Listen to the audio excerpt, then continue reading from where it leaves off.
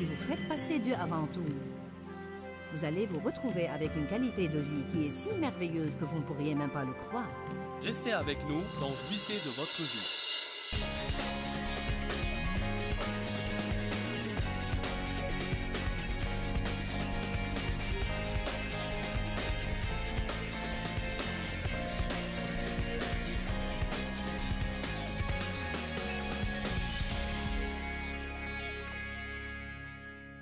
Jésus a dit « Venez à moi ». Aimez-vous ces mots-là? Moi, j'aime ça. Venez à moi, vous tous qui êtes fatigués et chargés et accablés. Donc, chaque fois que nous sommes vraiment à bout, les choses sont intolérables, nous sommes frustrés et épuisés, nous ne savons que faire, nous sommes stressés, nous devons recourir à Jésus.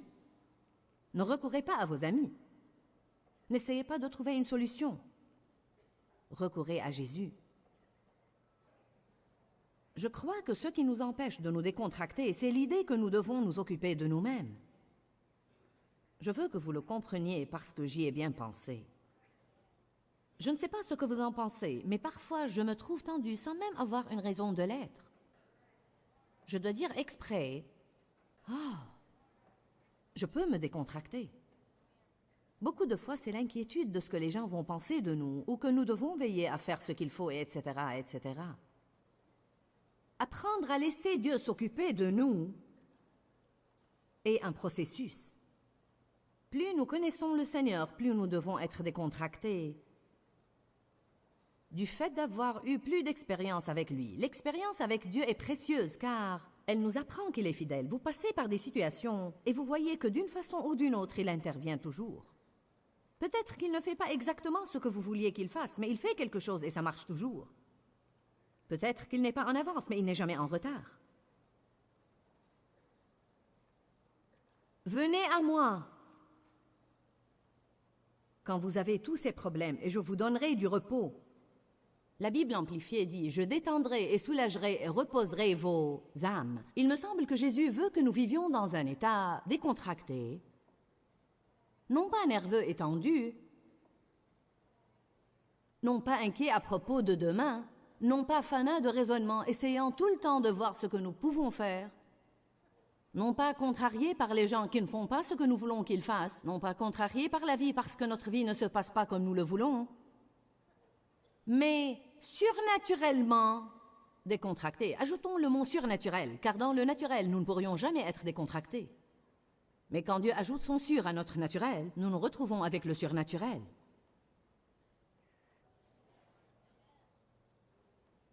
Venez à moi en toutes choses, à propos de toutes choses, pour toutes choses,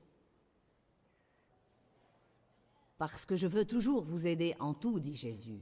Il n'y a rien de trop petit, ni de trop grand. Venez à lui autant que vous voulez. Demandez-lui tout ce que vous voulez. Je me rappelle la femme qui m'a dit... Je priais pour des gens à l'hôtel à l'époque où mes réunions étaient plus petites. Elle a dit, puis-je demander 2 choses à Dieu? J'ai trouvé mignon et triste à la fois qu'il y ait une personne qui ne connaissait pas Dieu suffisamment pour savoir qu'elle pouvait lui demander tout ce qu'elle voulait, aussi souvent qu'elle le voulait. Elle pensait qu'elle pouvait seulement avoir une certaine quantité de demandes, et puis Dieu se lasserait peut-être de l'écouter.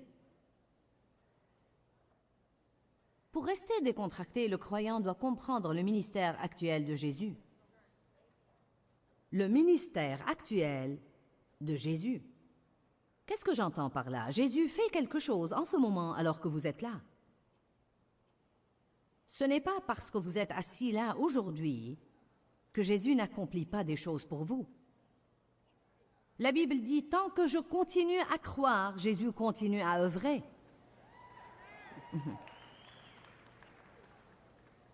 Alors quand vous venez assister à un séminaire comme celui-ci, vous devez dire, « Seigneur, j'ai laissé toutes mes situations et mes circonstances derrière moi, et pendant que je suis là à jouir du sermon et de la bonne musique, je déclare ma foi comme quoi tu vas certainement œuvrer sur ma situation, Et même quand je sors, les choses vont être différentes de ce qu'elles étaient quand je suis entrée. Nous devons déclarer notre foi par des mots pleins de foi et par de courtes prières, car les prières ne doivent pas forcément être longues et éloquentes.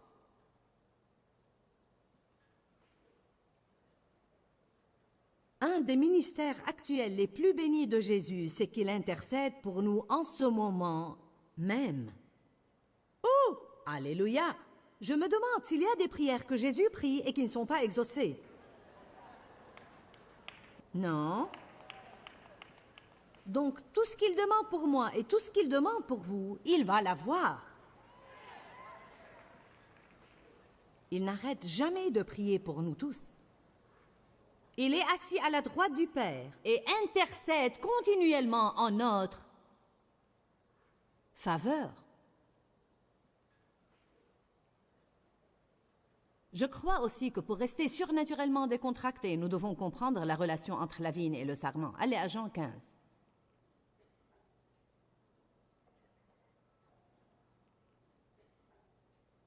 Jean 15, verset 1.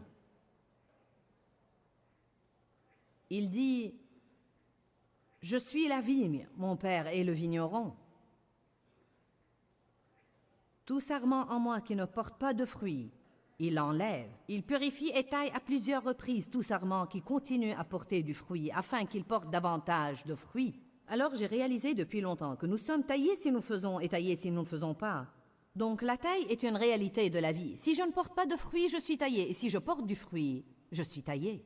En d'autres termes, Dieu va s'occuper de nous. C'est une réalité de la vie. Dieu va s'occuper de ces petits sarments. Les petits sarments sont censés finalement porter du fruit pour que le monde vienne et cueille ce fruit et se nourrisse. Et grâce à la puissance et à la vie qui coule dans la vigne, il y aura davantage de fruits sur les sarments. Mais vous ne voyez jamais un sarment luttant pour porter du fruit. Vous ne voyez pas un pommier qui fait... Que fais-tu? Je fais des pommes.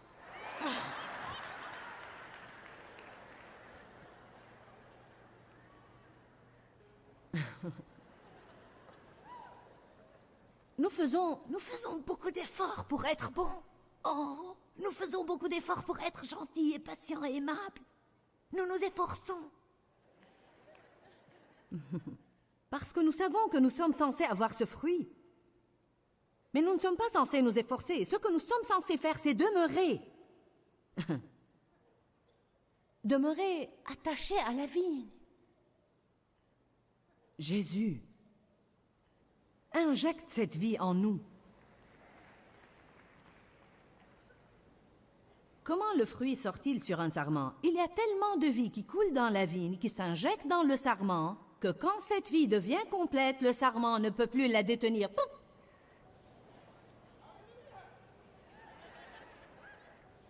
Donc tout ce dont j'ai besoin est davantage de Jésus. Davantage de sève injectée par la vigne dans ce petit sarment, et le fruit va sortir. Vous savez quoi? Le temps de quitter ce week-end, vous auriez cueilli tous mes fruits.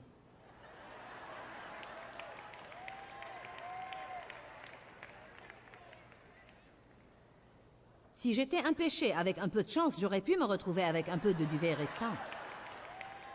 Vous auriez cueilli le tout dernier fruit que j'ai. Que faire alors? Car lorsque je rentre à la maison, je dois avoir encore du fruit pour ceux qui sont là-bas. La première chose que je vais faire, c'est venir à Jésus. Je vais commencer à me revigorer et à me revitaliser, même dans l'avion qui va me ramener chez moi. Comment je fais ça? En me décontractant et disant « Merci Seigneur, car tu me fortifies. Merci, car tu me ravitailles. J'ai besoin de toi, Jésus. Je ne peux rien faire sans toi. » Dave et moi, nous allons nous lever demain matin. Et nous allons passer probablement 2 ou 3 heures avec le Seigneur, à prier, à lire, à regarder par la fenêtre, à nous reposer, à demeurer, à nous fier. Combien de vous comprennent ce que je dis?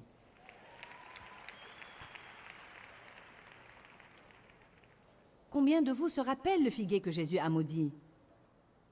Personnellement, j'avais l'habitude de plaindre ce figuier parce que je ne comprenais pas.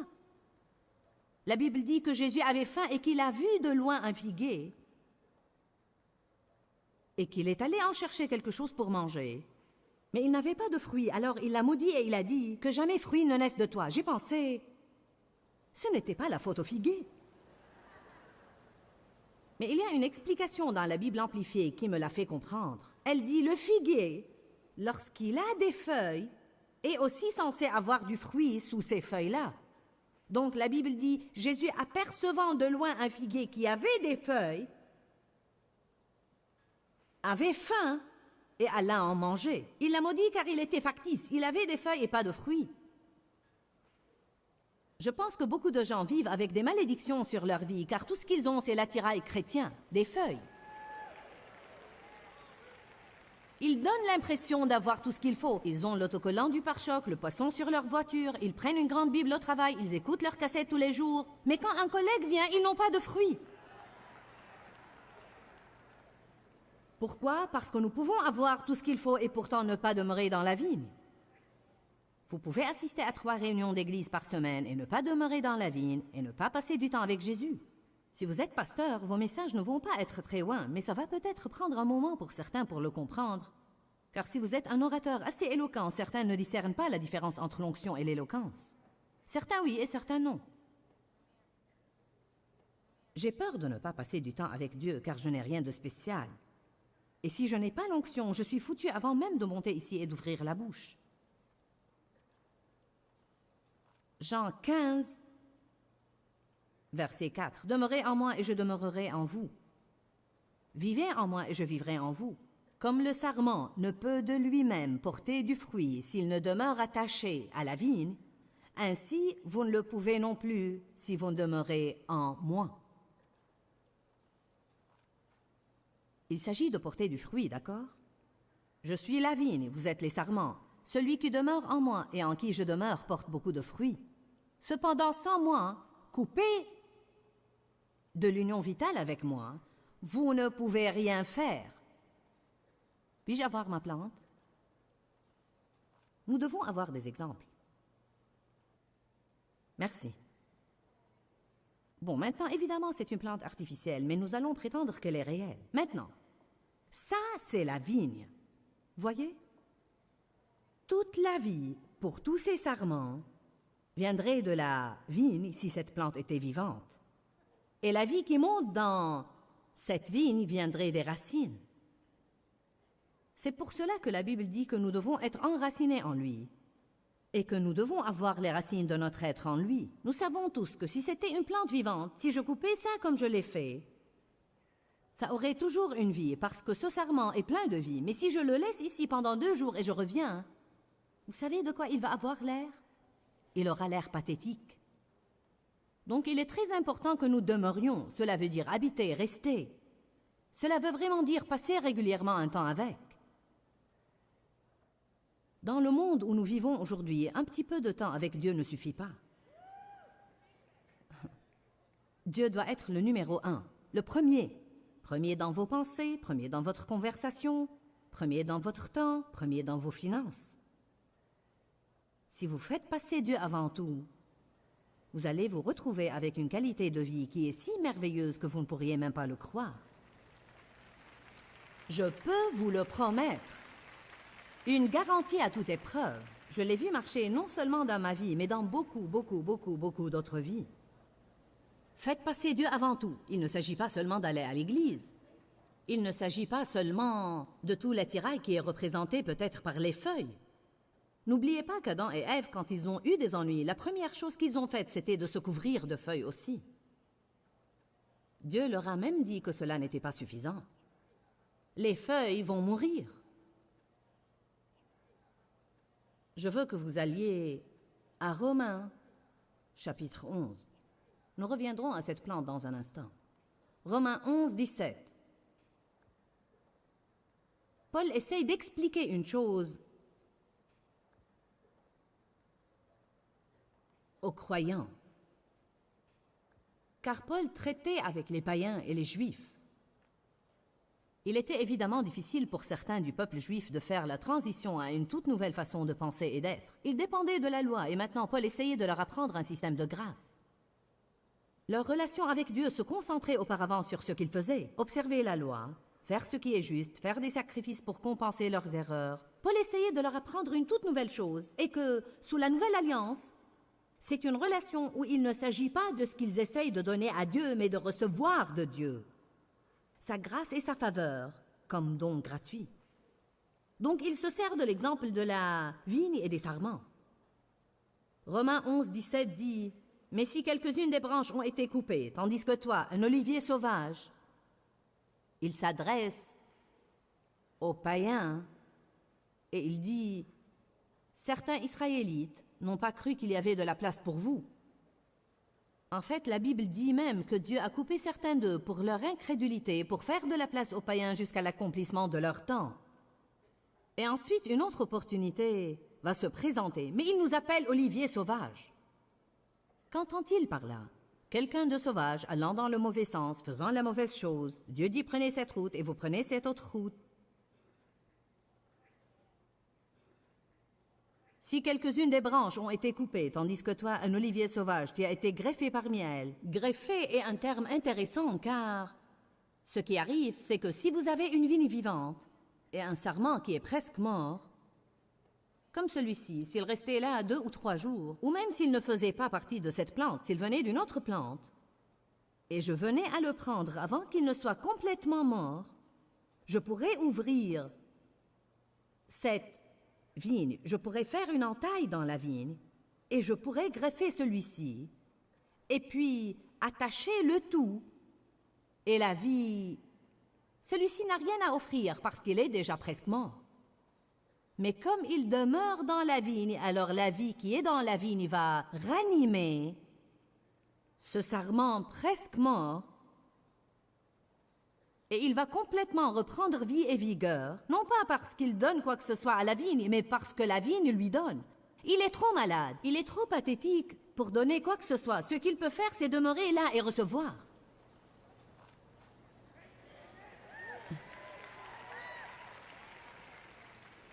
Certains de vous ne demeurent pas assez. Vous ne demeurez pas assez. Vous demandez à Dieu trop de fois par jour, « Que veux-tu que je fasse, Dieu? Que veux-tu que je fasse? Que puis-je faire? Je fais tout ce que je sais faire, Dieu. »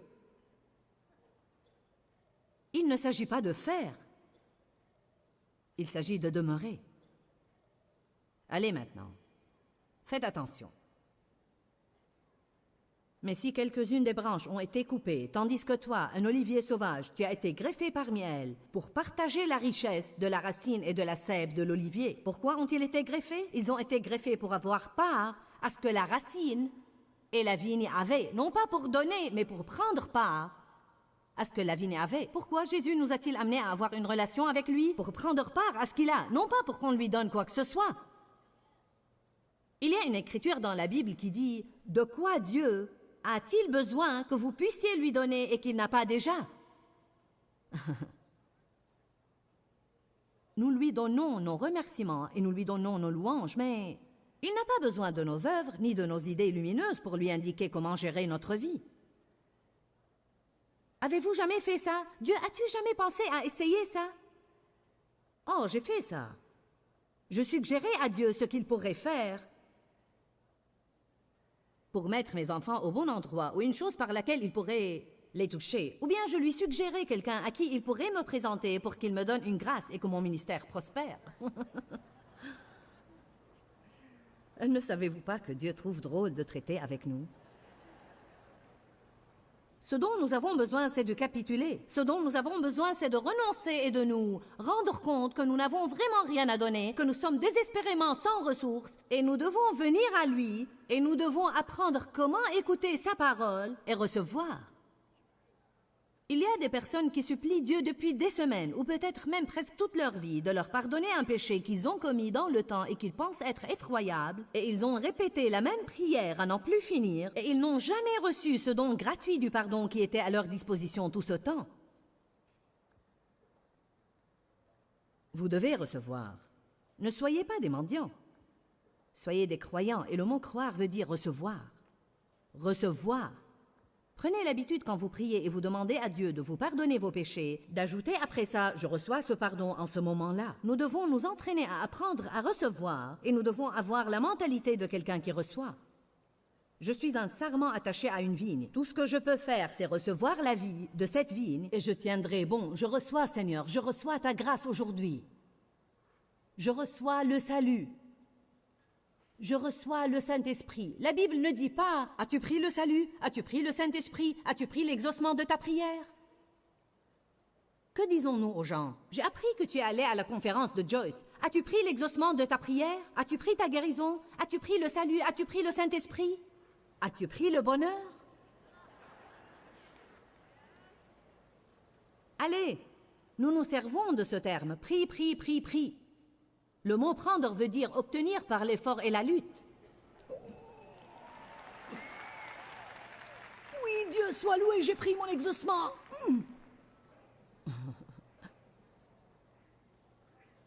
Mais le mot « recevoir » veut dire en réalité agir comme récipient et simplement prendre ce qui est offert.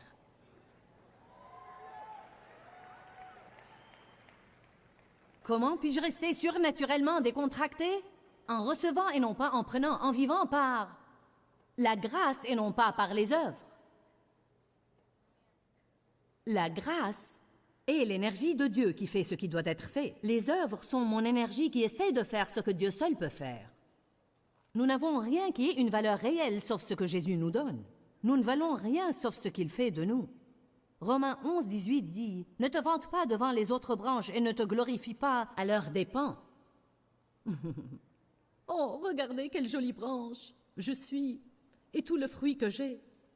Et regardez comment les gens partout me regardent et m'admirent. Il dit, ne te vante pas d'être branche. La branche ne serait rien sans la vigne. Si tu veux te vanter de quelque chose, vante-toi de la vigne. Ne te vante pas devant les autres branches et ne te glorifie pas à leurs dépens. Si tu veux te glorifier, rappelle-toi que ce n'est pas toi qui portes la racine, mais que c'est la racine qui te porte. Romaine, tu peux reprendre ça. Merci. Maintenant, allez à Romains 11, 36, où nous allons jeter un coup d'œil sur une des écritures les plus merveilleuses dans la parole de Dieu. J'y ai beaucoup pensé. Je l'ai lu à haute voix plusieurs fois ce matin, et c'était si merveilleux que je n'arrivais pas à le croire. D'accord, maintenant faites attention. J'espère aujourd'hui qu'elle vous ferait ce qu'elle m'a fait. Car c'est de lui, par lui et pour lui que sont toutes choses. Car toutes choses proviennent de lui et viennent de lui. Toutes choses vivent à travers lui. Et toutes choses se concentrent et tendent à s'accomplir et à finir en lui.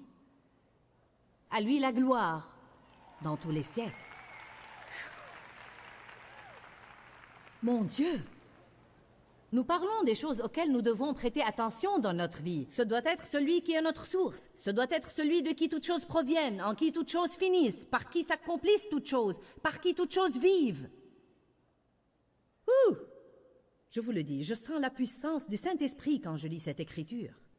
Car c'est de lui, et par lui, et pour lui que sont toutes choses. Cela inclut votre chose. Car toutes choses ont commencé avec lui, et toutes choses vont finir avec lui. Toutes choses vivent à travers lui. Je n'ai pas de vie loin de lui. Vous n'avez pas de vie réelle. Oh, vous respirez peut-être, mais vous n'avez pas de vie réelle. Je vais vous dire que rester surnaturellement décontracté me semble vraiment bon. Et je suis sûre qu'il y a beaucoup de vous qui nous regardent et pensent « cela me semble bon aussi ». Il paraît qu'une des choses qui nous semble des plus difficiles à faire en tant que chrétiens, c'est de nous décontracter et de recevoir. De Dieu, nous essayons toujours de mériter. Nous comptons sur nos œuvres et nous nous efforçons de prendre ce que Jésus a déjà réalisé pour nous à la croix. Nous devons comprendre dans nos cœurs que Jésus se tient à la brèche en notre faveur et que tout ce que nous devons faire, c'est de recevoir de lui et de vivre par la grâce et non par les œuvres. Et c'est là que nous pourrons jouir de la vie que Jésus est mort pour nous donner. Dis-leur que je les aime. Dans ce livret, Joyce Meyer donne une révélation de l'amour de Dieu pour nous. Pour obtenir ce livret gratuitement, écrivez-nous à Joyce Meyer, boîte postale 40095-6300 Larnaca, Chypre. Ou bien visitez notre site web www.joycemeyerme.org/fr.